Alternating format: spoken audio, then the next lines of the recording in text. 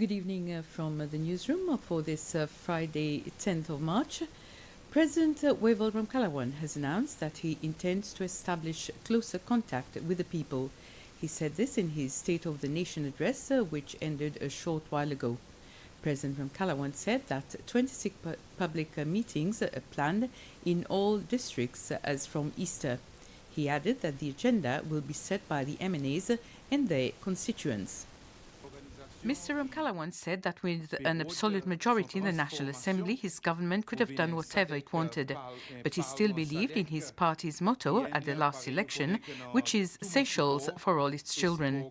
He added that he will continue along the path of national reconciliation, unity and democracy, despite the fact that there are still relentless efforts to carry out sabotage acts. He mentioned sabotage acts at the Providence landfill, at the electricity station at Perseverance, and efforts to destroy the Cantos Mai petrol station. He also said he was aware of efforts to import weapons through Mombasa in Kenya and secret meetings for former military officers who want to blow up the country. The President also dwelled lengthily on frustrations amongst members of the public. He made an impassioned plea to public servants to do their jobs and suggested that in future their reluctance to change their attitude could lead to dismissal from their jobs. The National Assembly has reopened for the first semester of this year. The National Assembly session started later than usual because of the renovations being done mainly in the chamber where there is a new sitting arrangement. Members of the opposition were not present, however, during the ceremony. A new proportionally elected member swore in.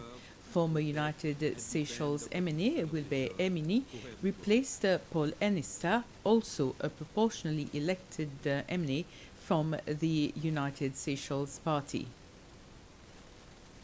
A group of 9 persons from various parts of the world today received their certificates as new Seychellois citizens in a ceremony at the History Museum in Victoria. The Oath of Allegiance ceremony was the first of its kind, based on rules and criteria introduced by the government. According to the Principal Secretary of Immigration and Civil Status, Alain Volser, the new procedures are aimed at promoting greater transparency in the way a person acquires Seychellois citizenship. You have made a solemn promise of loyalty to the country, to Seychelles, to your new compatriots, and to the values that we hold dear, such as the goodwill and compassion which enables us to reach out to others in need, and our sense of joie de vivre, which reverberates in our local culture and tradition.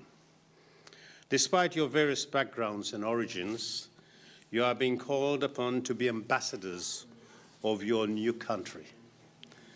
Make good use of your knowledge and experience to promote Seychelles, to serve its interests, and participate actively towards its development through volunteering during times of need and contributing towards the well-being of your respective communities as a law-abiding citizen.